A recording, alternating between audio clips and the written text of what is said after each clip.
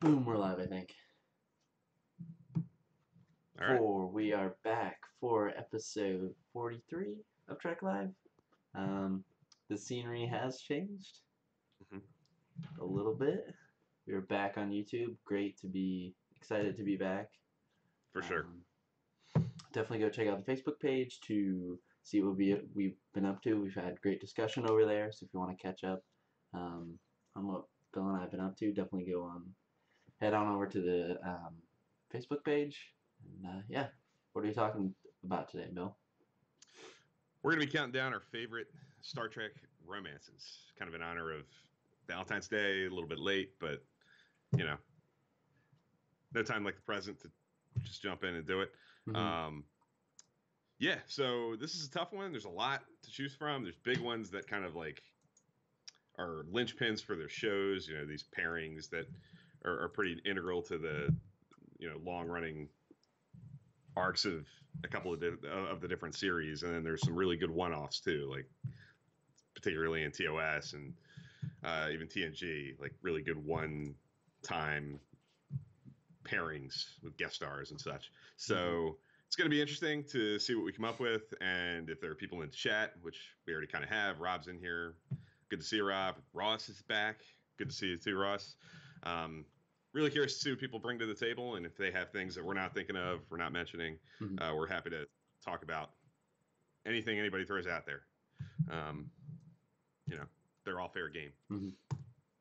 Yeah, I think for me, the way I put together my list was Mm-hmm. um, they're all reoccurring, but it could be fun to do an episode strictly on just kind of one-off romances. So Yeah, it'd be fun. I do have one off in here that I just could not leave off, but the rest are recurring. Mm-hmm. Uh, I just there's one that I'll explain when we get to it, that I think is kind of a critical, you know, linchpin, big time Star Trek romance that I just couldn't keep off this list. Mm-hmm. And I kind of sacrificed some of the longer running uh, options out there to fit that on. But yeah, I agree. I mean, there's certainly a topic to be had there where we just talk about one-off love stories, Mm-hmm. because there are tons of those. Some work better than others.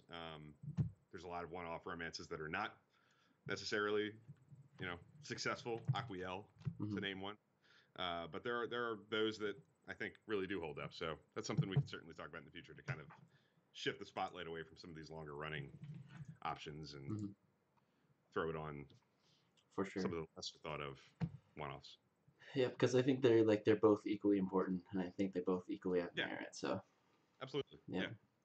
So real quick, I just want to throw a shout out. It's not like, I don't want to make it sound like our friend Jim and Trek Ranks created this entire format, but we are kind of going the Trek Ranks style, where we're going to start 5, work our way down, count down.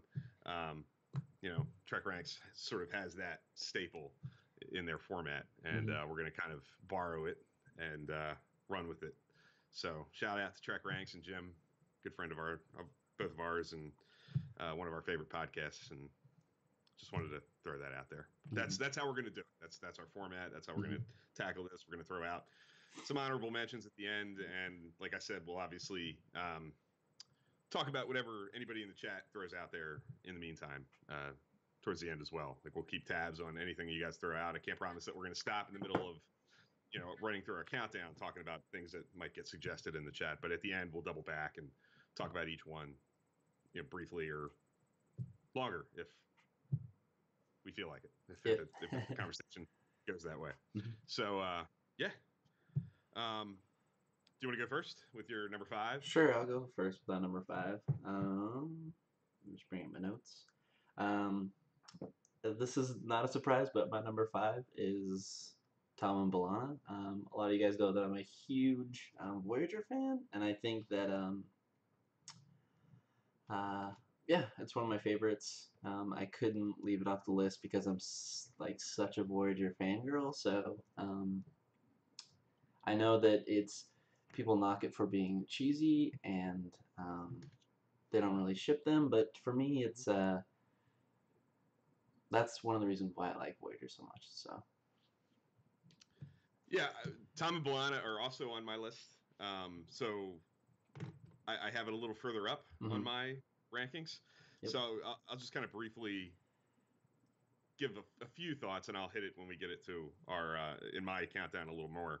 But uh, my favorite thing about the Tom and B'Elanna arc is that it's so long running, and that they start, whether it's intentional or unintentional, they start laying breadcrumbs out there in like season 2, a good 2 years before it ever gets, you know, Hmm. made official, before they actually like telegraph that this is where they're going. Hmm.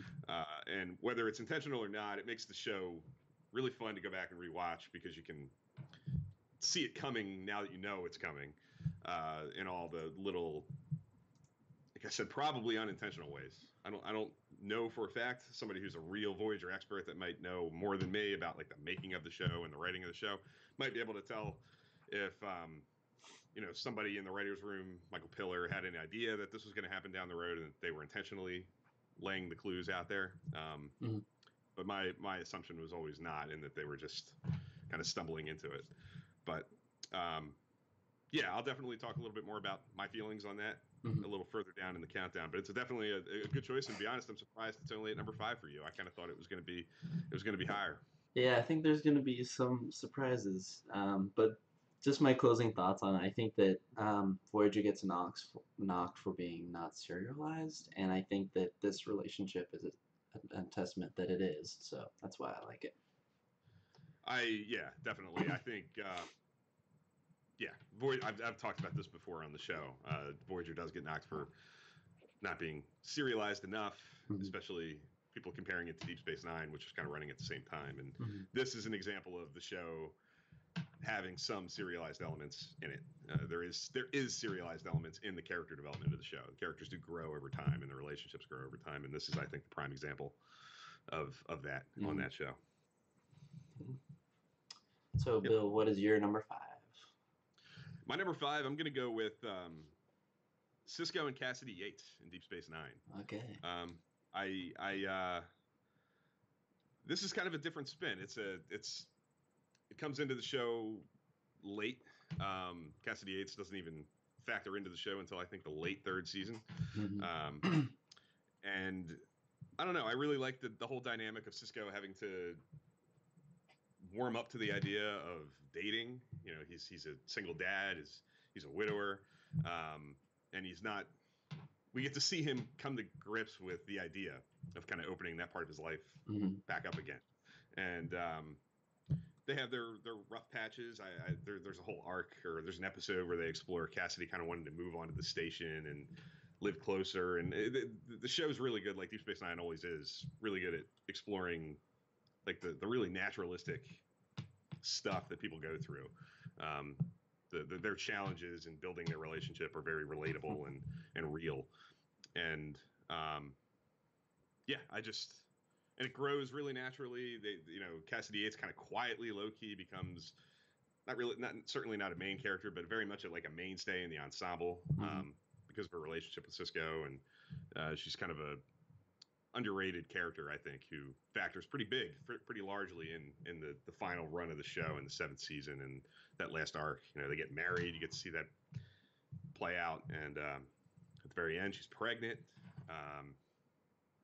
Yeah, so I am a fan of Sisko and Cassidy Yates. Yeah, so am I. I think it just added a whole another dynamic to the show and to Cisco's character, which I enjoyed for sure. Yeah.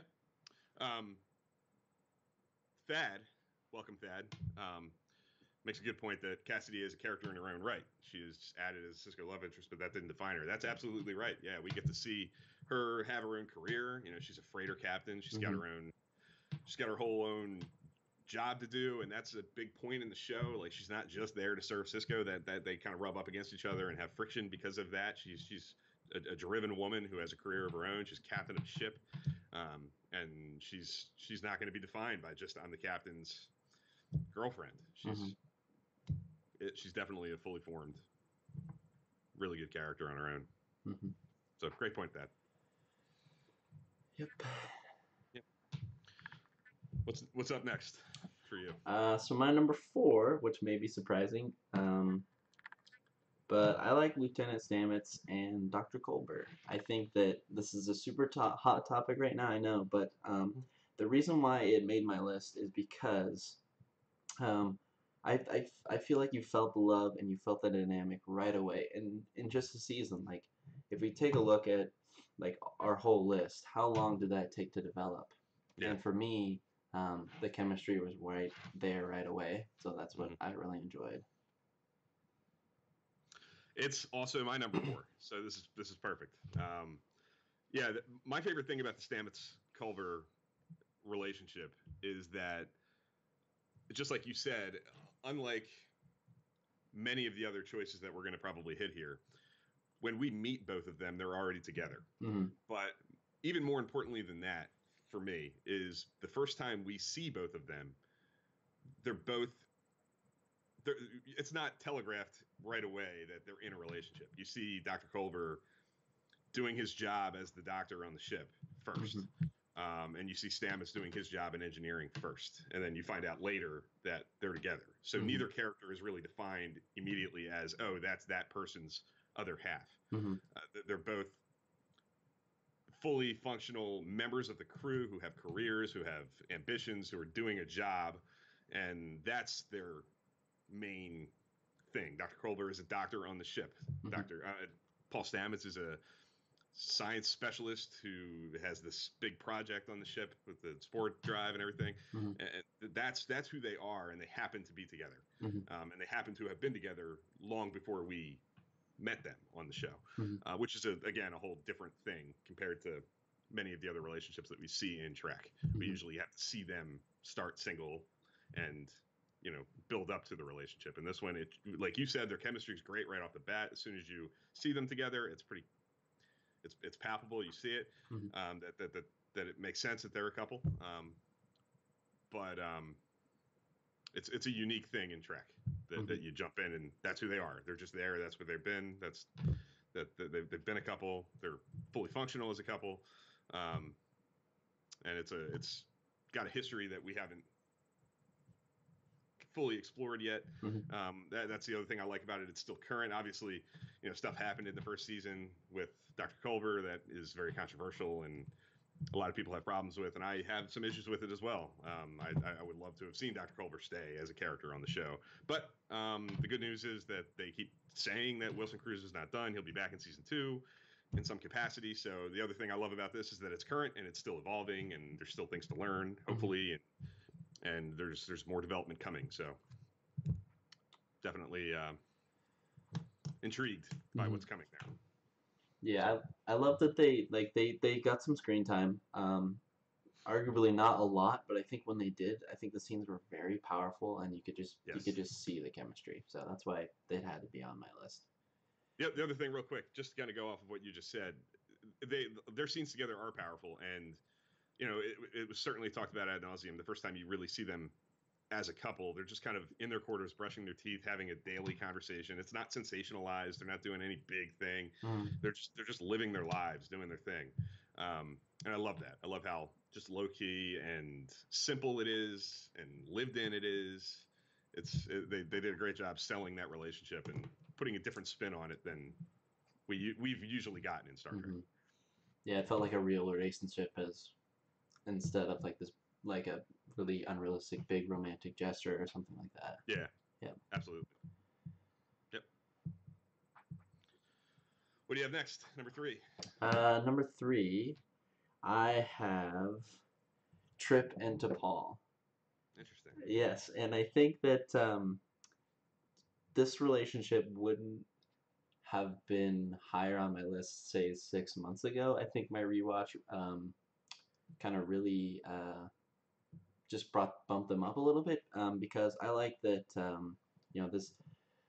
this type of thing has been done in Trek before, where it's been unlikely pairings, and that's what I like about it. And I think that I don't know what it is, but there's this love you can see between them. And I think they did a great job on the show. So I had to give them a little nod to the Enterprise. So yeah, it's a classic odd couple pairing. They're not on my list, surprisingly, as the Enterprise fanboy of the group here. Mhm.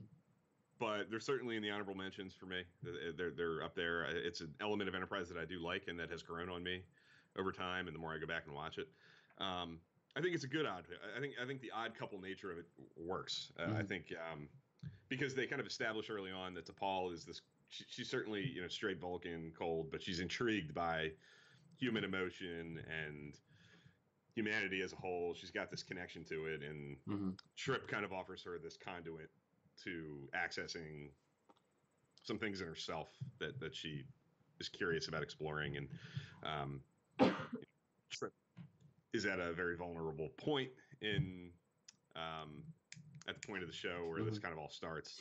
Having just lost his sister, and he needs kind of a person to lean on, and so I like a lot of what gets the ball rolling here on this relationship. I like the way that it's introduced. I'm not a huge fan of the neuropressure conceit.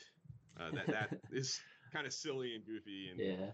might be the reason that I couldn't find a way to get it onto my list, Mhm. get it high enough on my run. Um, but it's it's a good pick. I think the back half of Enterprise season 3, season 4, some of the best stuff in those seasons Mhm. relates to those characters' relationship and the ever evolving nature of it. Mhm. It's not simple. It's not easy for them. They have challenges with exploring what they're doing, um, which I kind of like. Yeah, I think that's good. Well said for sure. Mhm. Grappler Zorn is here, who is still in the throes of watching some Trek for the first time, so he's saying too many spoilers here for you to stay. So please go. I don't want to spoil anything for you. Yes. You're getting there. I know you're getting close to kind of wrapping everything up. So Mhm. um, thank you for dropping by, and hopefully you come back and you watch us again when you're completely done and you have nothing else to have spoiled. But Mhm. again, thanks for swinging by and checking in with us. Mhm. Um, yeah. Yep. So yeah. So I guess what's next for me, my number 3. This is where it gets really dicey for me. It gets really tough to sort of separate. Um, so I'm going to go with Jadzia and Worf. Um, Okay. that is another one that, similar to Tom and B'Elanna, who I haven't gotten to yet on my countdown, is a slow burn. Worf comes into the show kind of late. Season 4, he shows up, and again, whether intentionally or not, my understanding is that it was initially not intentional, but the writers kind of noticed the chemistry between Terry Farrell and Michael Dorn and started to play up to it pretty early. But breadcrumbs are getting dropped pretty early on that there's a mutual attraction there and that there's a natural pairing to be had there.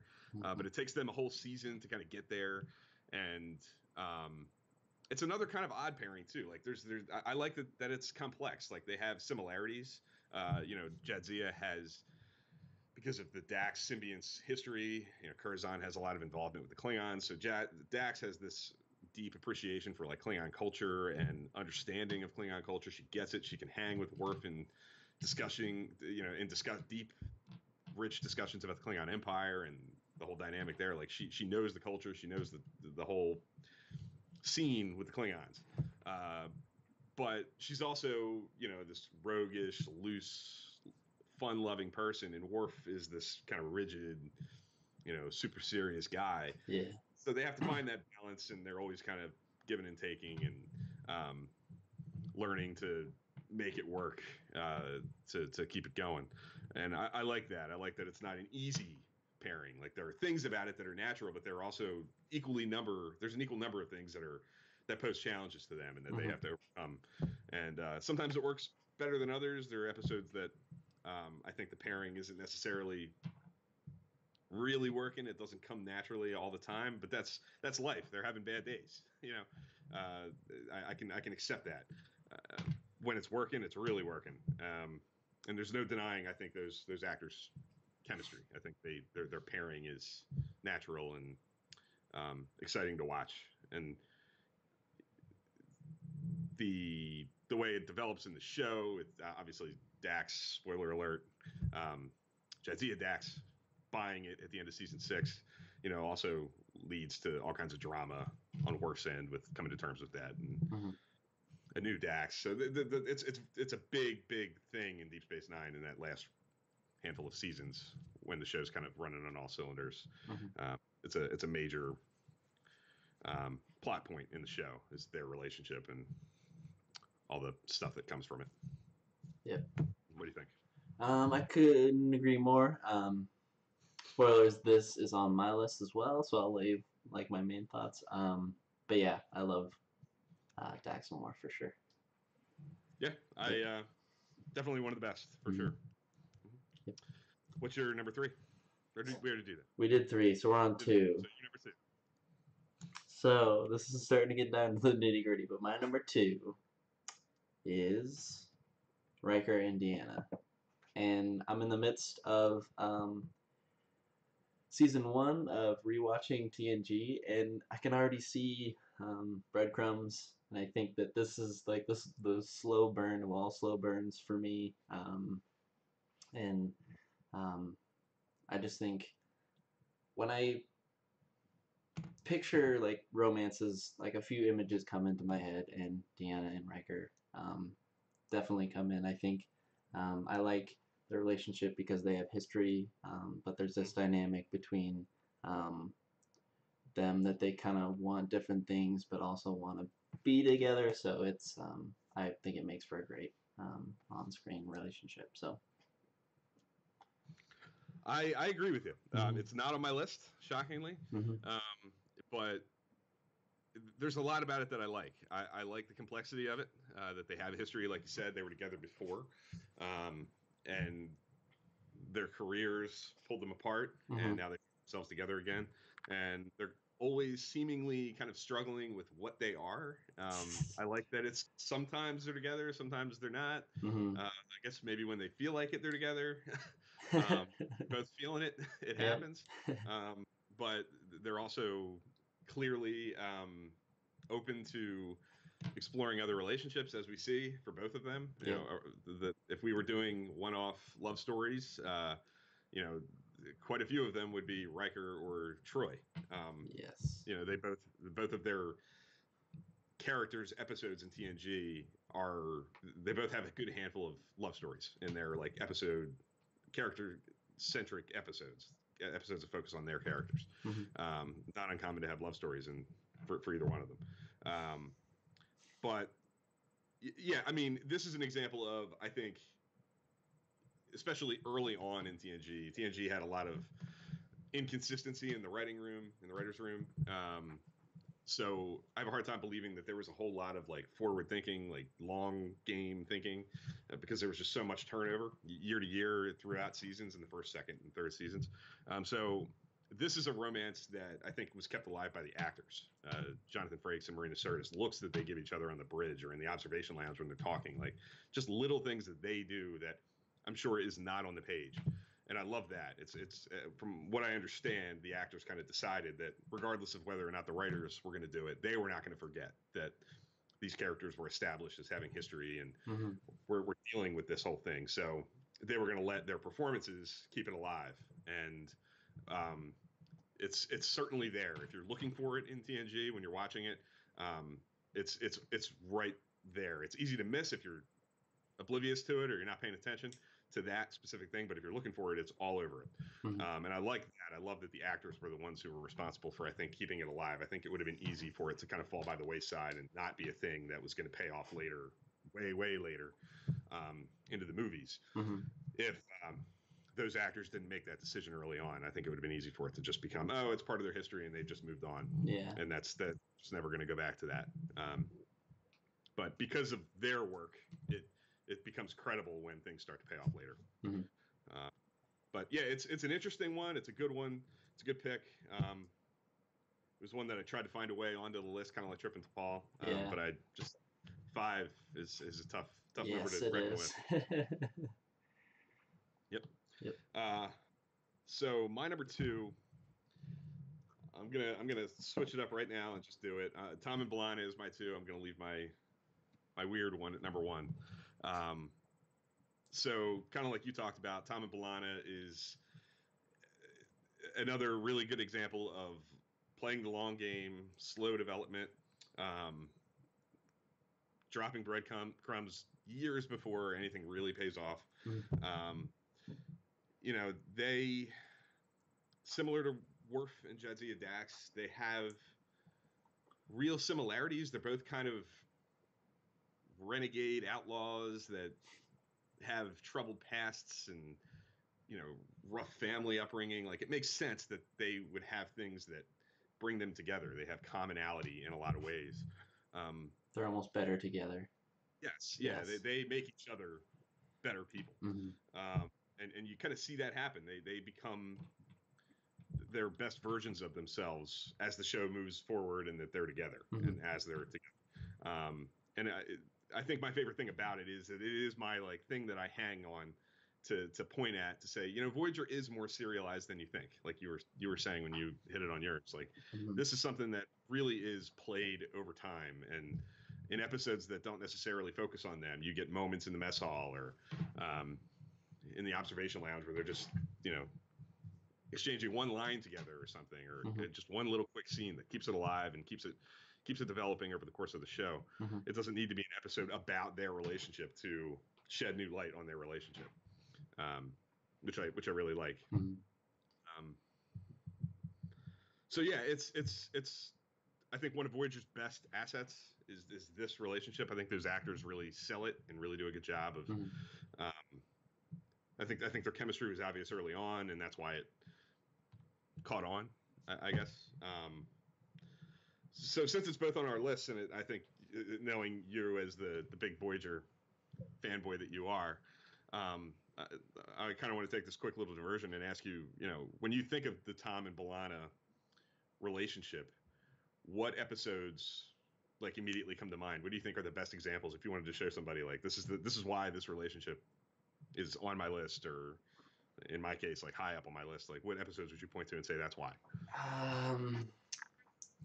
Was it Lineage, or what's the one where they're Lineage? That's the one where I think is at its highest point, because I think just Tom comes full circle, because the beginning of this series, he's kind of this kind of bro or guy with Harry, and now he's become this man who's unconditionally in love with B'Elanna. So I think that's what I like about it, and I think that's the episode that I was like, okay.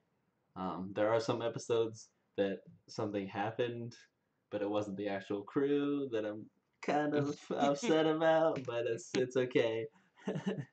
But yeah. Yeah, not a huge Course Oblivion fan for you. No, it's not on your list of best Voyager episodes, but they are featured heavily in that. But it's just not really them. Yep.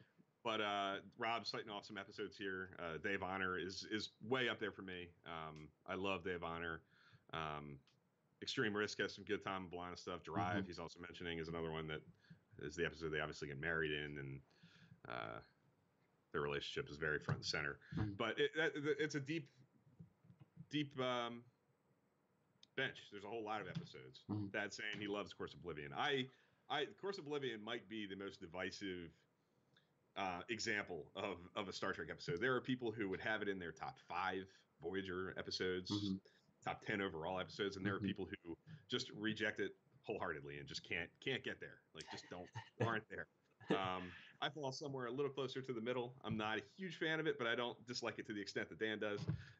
But it's a good one. If you want to start a lively discussion on Twitter or on social media in general, bring up Course Oblivion and just see where the conversation goes. It's always an entertaining discussion because people feel strongly both sides. But yeah, that's part of it. The reason I asked that is because there are so many, and people are still running off episodes. Rob just mentioned Workforce, the two-parter, where their relationship is very much integral to that story, and there are so many episodes that, whether or not they're telegraphed as this is about Tom and B'Elanna's relationship, like Day of Honor, Lineage, or Workforce, which is about a bigger thing, but their relationship factors largely into it. It's such a driving force of the show. It's such a big point of that series, and it's one of my favorite things about the show. Mhm. It's about the Voyager is about, to me, people who find a family wherever they are. Like, it's about, you can find a family wherever you are, and under any circumstances you find yourself in. If you know, it's possible to build a community and work together and be positive. And Tom and B'Elanna are kind of maybe the most extreme example of that. These are two people who had nothing other than violence and crime, and Yep. they were not in a good place before they found themselves in the Delta Quadrant together. But because of the environment they were in, and because of circumstances, they found each other, and they've kind of become maybe the best versions of themselves, or at least on a track to become the best versions of themselves. They're starting a family, and they have a child by the end, and it's really, really good long game Star Trek. Long running storytelling.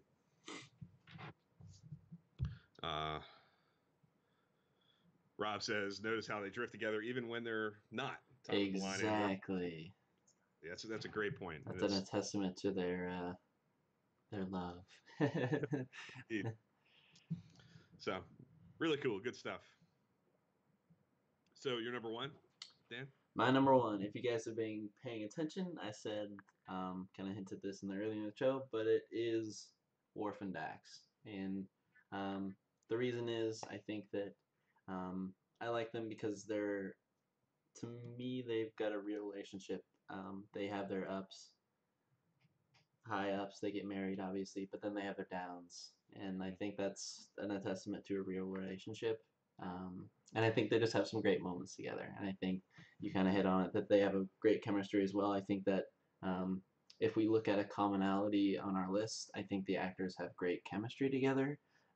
So I think that they definitely have that. Even they're at my number one because their moments, even in like the worst Deep Space Nine episodes, just makes that episode for me. So that's why they're my number one. Of course, you're referring to "Let He Who Is Without Sin." Yes. Correct. Yes. There's some unintentionally hilarious moments that we have talked about. Yeah. on Trek Live before. Mm-hmm. But yeah, no, it's again, my favorite thing about their relationship is that it's a challenge. You know, that it's equal parts. Oh yeah, it makes perfect sense that they're together, and equal parts. Mm-hmm. It makes no sense that they're together.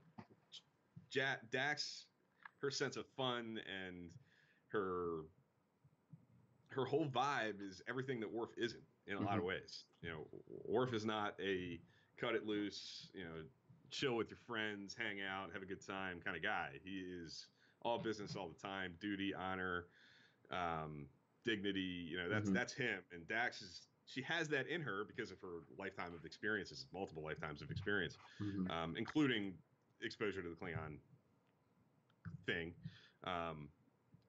But they have to find common ground, and it's always a struggle. It's constantly it's a work in progress, and when it ends because of what happens to Jadzia, they're still not really there. They're still working on it. It's a continually evolving and continually improving, and it's a struggle. It's a work in progress, which I think is a realistic way to look at it. It's not like, oh, they're together, all is well. Like they're just everything's right all the time, and never any challenges. They're good all the time, always on the right track, always agreeing, always everything's all good all the time. Like no, it's the complete opposite of that. It's they're together because they want to be together, and they love each other, but there are challenges always in the way that they have to constantly overcome.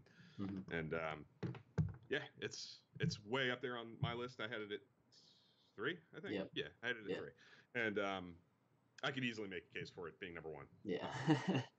These top 3 for sure are tough. Yeah. What's your number 1? My number 1 is kind of a departure from everything we've done. Like you said, everything we've cited so far is something that spans multiple episodes, multiple seasons, even whole shows. My one-off that I had to have on this list, and I ended up putting it number 1, is Kirk and Edith Keeler. I knew it. You knew you were gonna pick that. I mean, how can I not? It's the backbone of my all-time favorite Star Trek episode, which is like I know it's the cliche. Everybody always says it, but to me, it's true. It's like just because it's a cliche and it's always cited as the best, it's doesn't make it any less true for me. Mhm. It is my favorite episode. It is, like I said, the backbone of that episode. It's why that episode exists, Mhm. to tell that story. And I, it's to me, it's a perfect in the first season of the first Star Trek show in the original series. It's a prime example of what Star Trek is. You know, the reason Kirk falls in love with Edith Keeler is because she is a person out of time. She is a person who belongs in the 23rd century, who's living her life by the ideals and by the set of rules that Kirk lives his life by, and that people in the 23rd century live their lives by. Mhm. And it's a tough sell in these one-off episodes. A stumbling point that a lot of these one-off episodes run into is you have to sell that two people can connect like that. That's what these other romances that we've cited have the advantage of, that it doesn't have to happen at the snap of a finger in 1 hour. You don't have to sell that two people have connected and fallen in love. But The City on the Edge of Forever connects because, for me, I believe that Kirk would fall in love with her as she's standing in the mission giving her speech about where humanity needs to go. And Kirk knows that that's where humanity is going and needs to go. And that's where it ends up. And it's an episode that, to me, works as, like, if you wanted to show somebody what is Star Trek, that's an episode that you can put on for anybody. And for all kinds of reasons, I think it works in that capacity. It's got it all. You start off, the episode starts on the bridge of the Enterprise in the 23rd century, and in 15, 20 minutes, you're in 1930s New York through cool science fiction time travel conceits, and it turns into a 1930s classic movie love story between these two characters. But through that, it explains what Star Trek is, why Star Trek is different than other forms of science fiction. It explains it to you through Edith Keeler. And yeah, it's my number one episode of all time. So I don't know how I couldn't have it at my number one Star Trek romance. Yeah. Yep. I do, Well Adam. said. Adam points out that I frequently ponder what episode to introduce somebody to Trek with, and there are no shortage of answers to that question. I even did a Trek Ranks episode on 5-episode marathons, and I didn't choose The City on the Edge of Forever. Foolish me, thinking back. I probably should have. I picked the Doomsday Machine from TOS because of its badass action adventure stuff. But The City on the Edge of Forever does, I think, the best job of maybe bonk bonk on the head, as our friends at Mission Log say, explaining to you in no uncertain terms what Star Trek is. So yeah, that's why that love story works for me. And of course, it's tragic, and it's got a classic ending of heartbreak and drama. And it's the genius of it is that it works as well as it does in telling a 50-minute, 1-hour story. It doesn't have the benefit that B'Elanna and Tom have, or Sisko and Cassidy Yates have, or Jadzia and Worf have. Like those relationships get to develop over 100 episodes, 120 episodes. This one has 50 minutes to tell its story and does it in classic fashion. Yes. So that's our top 5. If you guys want to post in chat your guys' top 5, Bill and I will run through ours again, and then we'll do our honorable mentions, which I have 1,000 of, so should be fun. For sure. Rob is giving us his really good list that we'll, I'm sure, double back to in a couple minutes here. But do you want to do that real quick? Do you want to just run through ours, summarize one time, and then we'll talk about other people's, and then give our honorable mentions kind of mixed in there? So, you want me to go? Yeah. Okay. So my number 5 is Tom and B'Elanna. Number 4, Dr. Culber and Lieutenant Stamets. Number 3, Trip into Paul. Number 2, Riker and Deanna. And number 1, Worf and Dax. For me, my number 5 was Ben Sisko and Cassidy Yates. My number 4 was Dr. Culber and Paul Stamets. My number 3 was Worf and Jadzia Dax. My number 2 was Tom and B'Elanna Torres. And my number 1 was Kirk and Edith Keeler from The City on the Edge of Forever. Yeah. So real quick, since Rob and it looks like Thad's starting his too. Rob's top 5. He has Tom and Rain Robinson from Future's End and Voyager, Yes. which is a really cool deep cut pick. Number 4 is Tuvok and Knots from Gravity and Voyager. Really good pick again. The Doctor and Denara Pell from Life Signs and Voyager. Oh, and that's then, a great pick. Yes, so he's got he's got 3 really, one-off deep cut selections, and then his top 2 are the classics, Worf and Dax and Tom and B'Elanna. In honorable mention, he has Sharega from Prophecy, which is for the sheer comedy. It is funny. Yeah. Short-lived, but it's funny. Garak and Zial, which is an interesting choice. And Kirk and Edith Keeler, he also cites. So I appreciate that, Rob. Thank you for sharing. At least one of them I can really put in my honorable mentions that I'll talk about. Thad's top 5, he has Odo and Kira, Worf and Dax, Bashir and Dax, which is interesting. 2, Paris and Torres, and 1 is Picard and Neela Darren, who I am also a fan of and is in my honorable mentions from the episode Lessons in TNG. So what is your list of honorable mentions? Yes. All kinds. Picard and Neela Darren for sure. Garak and Zial is one that I wrote down, is definitely interesting from Rob. That's one that I don't know. I have mixed feelings on that. Like, part of me says I don't think it ends up being this. And I know it's been a while since you watched Deep Space Nine, Dan, and it's coming up for you as you finish TNG. I'm thinking that's probably going to be your next one, right? Yes. But I think whenever I watch Deep Space Nine, I can't help but think like Garak gets involved with Zial at first. Zial is Gul Dukat's daughter, and obviously Garak and Gul Dukat have major adversarial relationship. They hate each other. Part of me thinks that the only reason Garak really starts down that road is to get at Dukat. He knows that it's going to make Dukat insane that he's involving himself with Zial, and it does. When Dukat finds out, he is more enraged than anything else that happens in Deep Space Nine. And Dukat's got all kinds of bad things happen to him throughout the show. He's I think at his most just purely enraged, sense the anger when he finds out that Garak is cohorting with his daughter.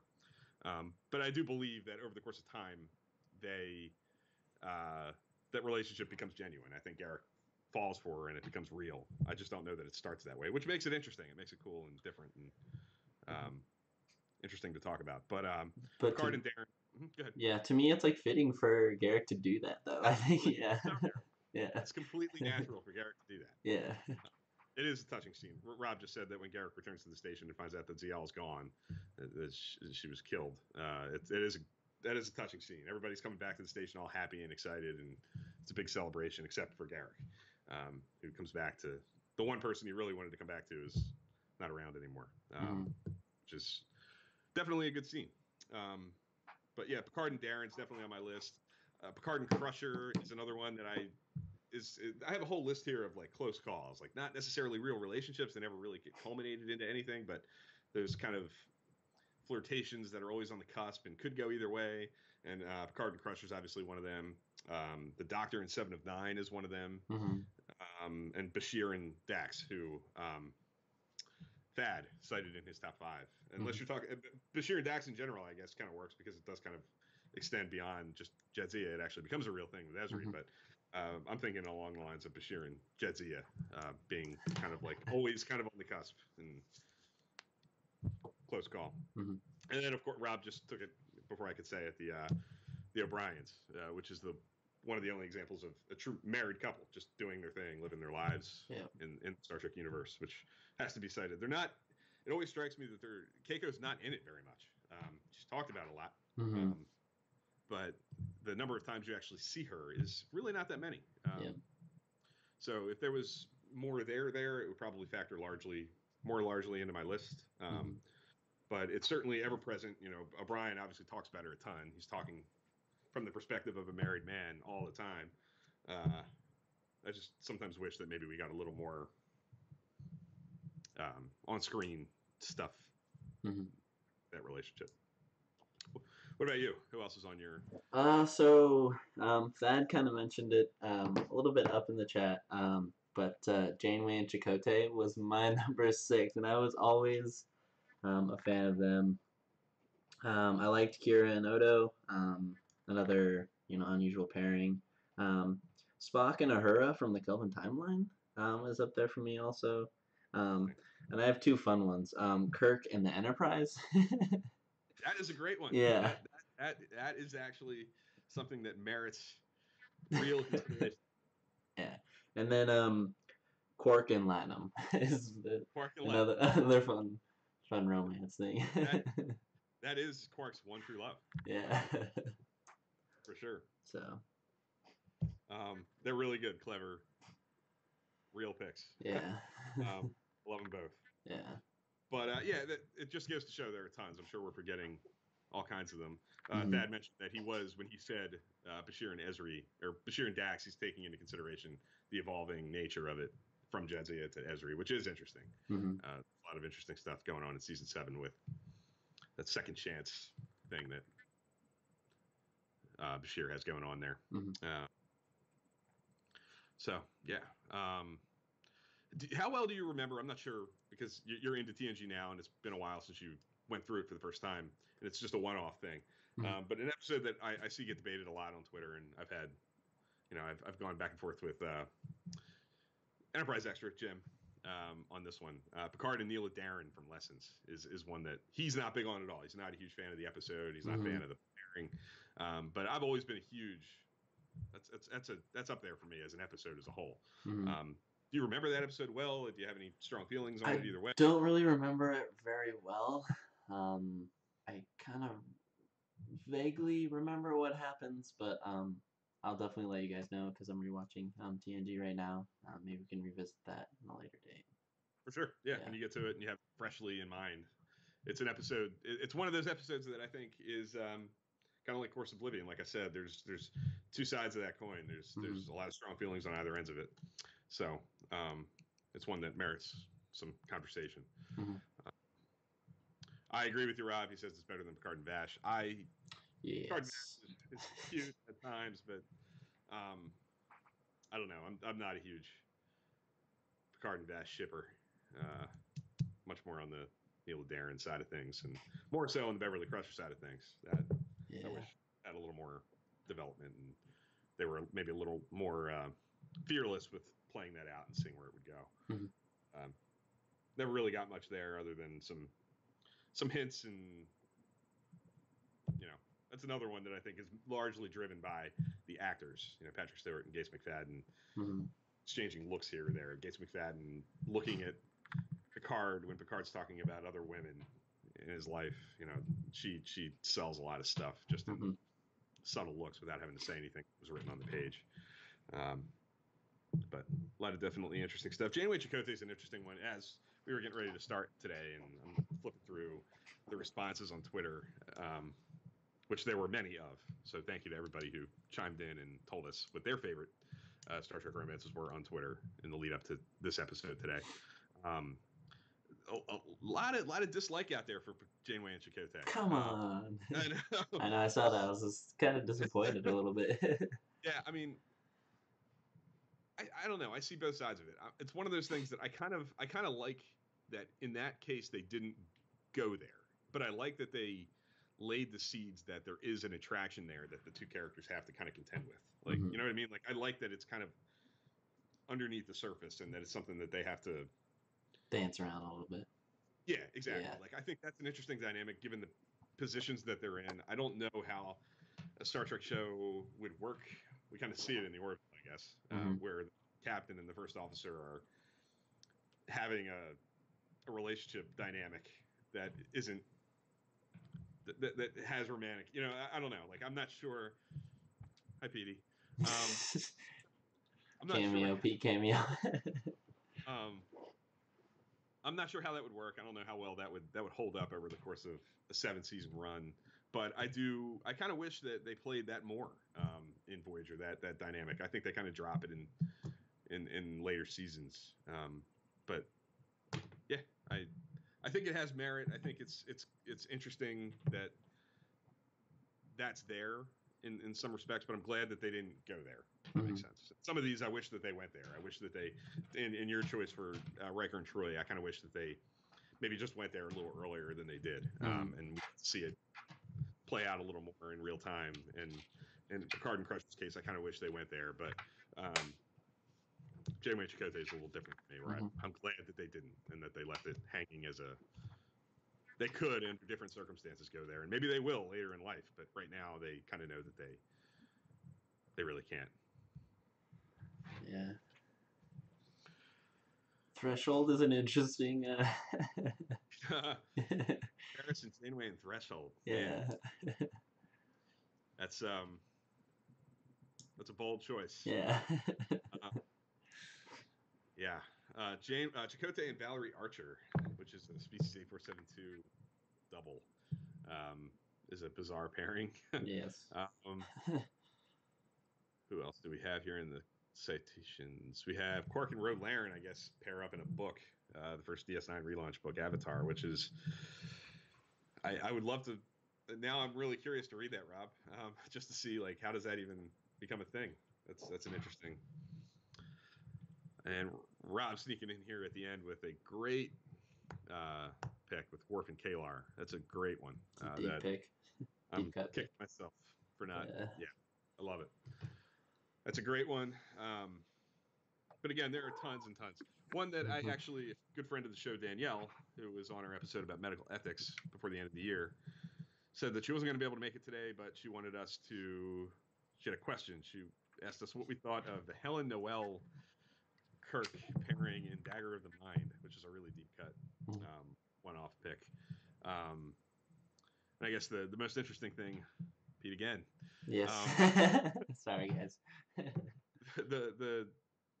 I guess the biggest thing that I always think of there is that they met at the Christmas party on the ship, and something may or may not have happened at that Christmas party, which is, something that would not happen, I don't think, in today's.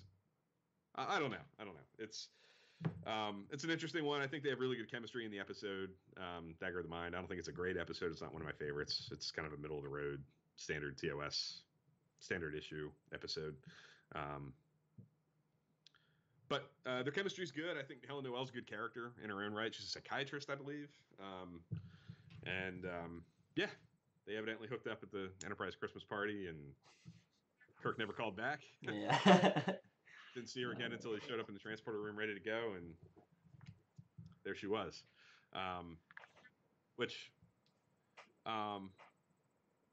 Yeah, we don't get a whole lot of that in Star Trek. We don't get a lot of implied, like, random hookups that come back to haunt you later. So that is the one example of that, which is interesting to see.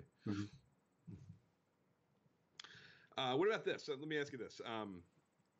This is an episode that's very much geared towards the best. It's a positive discussion about our favorite Star Trek romances, but I think it merits a few minutes to talk about maybe what Star Trek romances don't work. Like, are there any that you find don't work? Seven and Chakotay.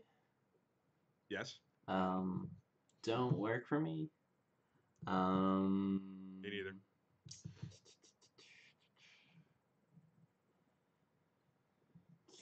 I don't know. There's about Worf and Deanna at the end of TNG. That doesn't work for me. I don't know. Yeah, to me, they were just searching for something, and I don't know.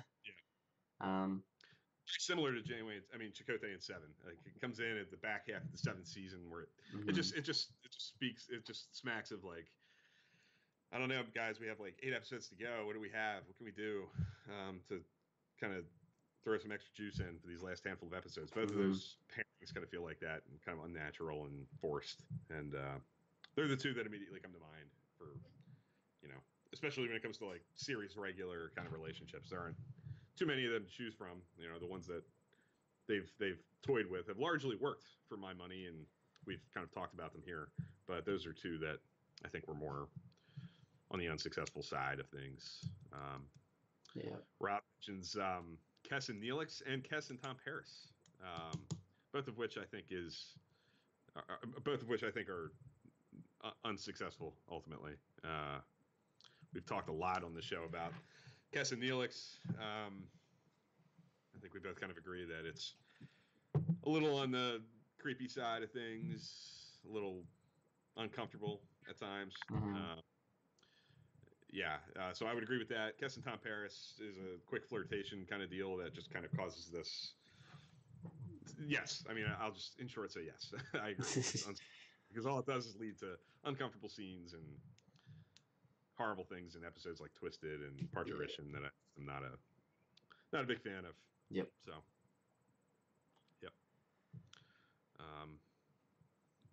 Any others? Any other pairings that like spring to mind? It's hard to think of them because like it. Hard to think Jessica of. From Rob. What do you think of that? I don't know. I think it could work because I don't know. Maybe because I think that we don't know how, like. I feel like both those characters changed a lot, and we didn't see much of them beforehand. So maybe it works. I don't know. Kind of get the impression that it was working before this all happened. They kind of Yeah. make known that. I mean, it's all ungenuine because Francesca really is. Yeah. They do a pretty good job of selling that things were happening between those two Mm-hmm. before they got whisked away into the Delta Quadrant. Yeah.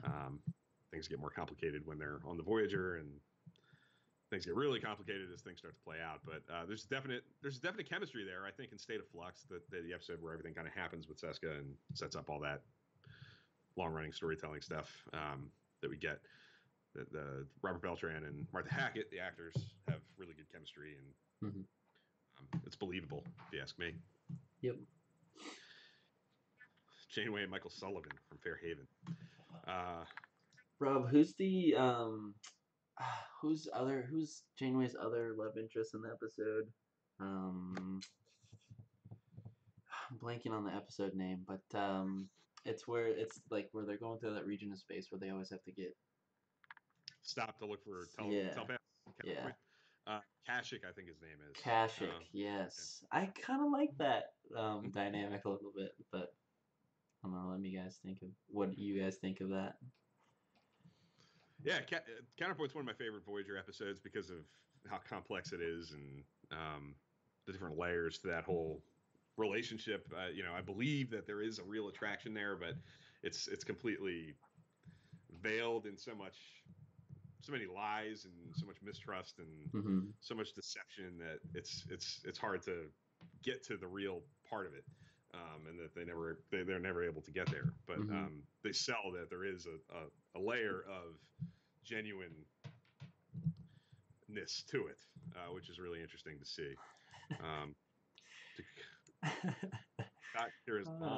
Rob is bringing out all the great picks, all the hits, all the non-hits. Yeah, there's no end. There's so many. There's more. There are a lot of one-off, and maybe a little more than one. Like maybe a couple of episodes where they toy with things,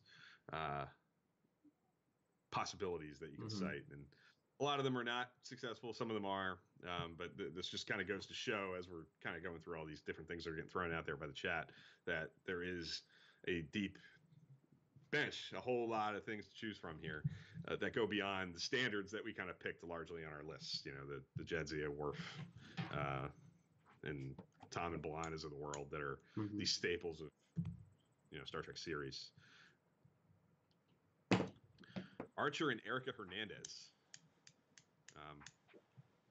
Real quick, thanks, Thad. Appreciate you stopping by. Thanks, Thad. Thad actually has a podcast. I'll do a quick plug because he has a Delta Flyer. It's called Delta Flyer. It's a Voyager podcast. Definitely check that out. Definitely. Yep. Appreciate it, Thad. Archer and Erica Hernandez is, I think, pretty good. It's another one of it comes in that fourth season that is so bittersweet and painful with all these good things that they're kind of teeing up that we never really get to see play out. I I think there's a lot of potential there. The captains of the two ships, the NX-01 and NX-02, have this relationship dynamic that was going to play out. But it's kind of heartbreaking that we never really get to see it play out. So mixed feelings in that, but on the merits and based on what we see, I think it was successful. It's just not necessarily fully cooked because it was cut short. And Bill's not salty at all. No, not at all. No. It's been an irritation for what, 12 years now, 13 years now. Yep. So, yeah. Yep. Yeah. So I think we've covered a lot. We have talked about tons of relationships. We've had a lot of really good input from our friends in the chat. The Star Trek Twitter account just tweeted the results from their top Trek couple poll. Let's see. Oh yeah, Rob mentioned him. He put him in the chat. I think they're up a little bit. Yeah. I am kind of curious to see what those results were. Yeah. So Tom and B'Elanna are on top with 28%. There you go. Perfectly understandable. Yeah. Crusher and Picard at 22%, which is kind of surprising to me. Kira and Odo at 21%. T'Pol and Trip at 18%, and Kirk and Keeler at 10%. So interesting. Yeah. Interesting. Picard and Crusher is one, just real quick. I don't want to get into a whole spiel about it because we've kind of already talked about it. But I have to kind of like lump it in with the close calls because it really never happens. Like there's never anything that really. It's not a relationship, really. It's a flirtation. They have a very complicated relationship, not a romantic relationship, but there's a lot happening there. Mm-hmm. But it falls more in the what could have been category than that was a great Star Trek love story for me. Mm-hmm. Mm-hmm. Yeah, but thank you for sharing that, Rob. I wouldn't have known. Yeah, thanks, Rob. Over the last week, I did see, through scrolling through Twitter that poll was out there, but didn't know that it wrapped up and that the results were out there. So I appreciate you mentioning, so we could take a look at that. Yep. Mm-hmm. So we usually do this at the beginning, but I'm curious. Where are you in your TNG rewatch? So I just finished episode 17, Home Soil. Okay. And then I'm kind of moving on a little bit to the latter half of the first season. So I'm gonna have some thoughts. We're gonna do an episode on it, spoiler, of season 1 TNG because we feel that it's definitely a highly debated topic. So it sure is. Yeah, it's a lot of strong feelings out there. It's often cited as maybe the worst or the weakest of the Star Trek seasons. And yeah, it's going to be interesting to really dive into it and kind of explore whether or not that's warranted and what's good about it, what fell short, what worked, what didn't, what episodes really are the highlights. So looking forward to having that conversation. Yep. Especially with somebody who just watched it, who it's really fresh for. So, yeah. What about podcasts or other YouTube content? Anything out there that I don't think so.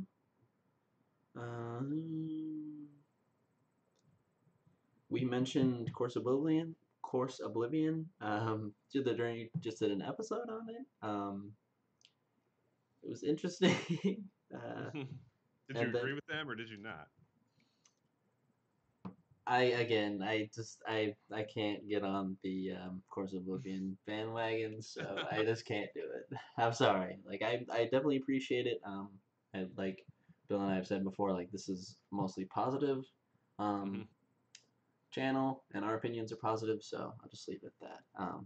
But another podcast that I'll mention is the Trek Files, and they posted a really cool document. Or they talked about a really cool document about TNG and the conceptual idea before Gene was brought in. So it's definitely a cool moment. So I definitely highly recommend that podcast and that specific episode. So yeah, that's in my queue. I haven't gotten to it yet, but I am very anxious to hear what they have to say about that. I've seen talk about it, but I've kind of avoided reading it until I've gotten a chance to hear it. So Mhm. look forward to that. I as always, I'm not going to be able to say this anymore after this week because Discovery's done for the time being. But I listened to a lot of Discovery season 1 wrap up stuff, The Edge, and there was a very spirited debate on The Edge, where a couple of the hosts were on very opposite sides of how they felt about the season finale. It was an interesting discussion, very passionate, very. It was interesting to hear a disagreement about how it all played out. But I listened to all that standard stuff, Discovery wrap up content. But the one plug I'll make is that I did record an episode of Trek Ranks the other night. The next topic is going to be on that show. Basically, a Discovery wrap up. It's our favorite moments, different categories of things that we wanted to throw out there and highlight. And that should be out in the next week. And it was a lot of fun to do. It's always good to be on. Jim does a great job. I was on with Alexander Perry, who is a great follow on Twitter, contributes to Trek Core on and off. And yeah, really good stuff. And I hope everybody will take an hour and listen to it when it posts, I think, sometime, like I said, next weekend. Yep. Well. Yeah. So I guess I'll wrap this thing up.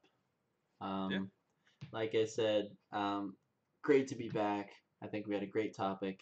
I think a lot of people had a great time interacting. If you guys have any ideas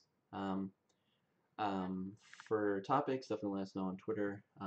We do also have the Discord channel. You can come and talk to us. Definitely hit that up. But Bill and I do have a backlog of topics, but if you have something you want to see, definitely let us know on Twitter. Links are in the description below. Is there anything else I'm forgetting? Yeah, definitely. I just want to emphasize real quick that we're very open to suggestion now that Discovery is behind us. We have, a long time to go and to go full speed ahead on more traditional Star Trek topics. A lot of our last handful of months have been spent dissecting Discovery and talking about our reactions to episodes as they just aired and everything. And now that that's not really on the table anymore, we kind of go back to our roots and get to talk about things like this, which we love. Favorite this, favorite that. Diving into an episode, diving into a movie, comparing things, all kinds of that stuff. So if anybody has ideas, things that they would like to hear talked about, things they want to participate in a conversation with, that's the good thing about our show. You actually get to come in here and take part and have some say in the discussion and get to point the discussion in whichever way you want it to go. Let us know. Hit us up on social media, and your idea very well might turn into an episode. And yeah. All right, guys, that's been episode 43, I believe. Pretty sure. I think so. Yeah. Thanks for watching, and we'll see you guys next week. Yep. Thanks for coming, everybody. Appreciate it.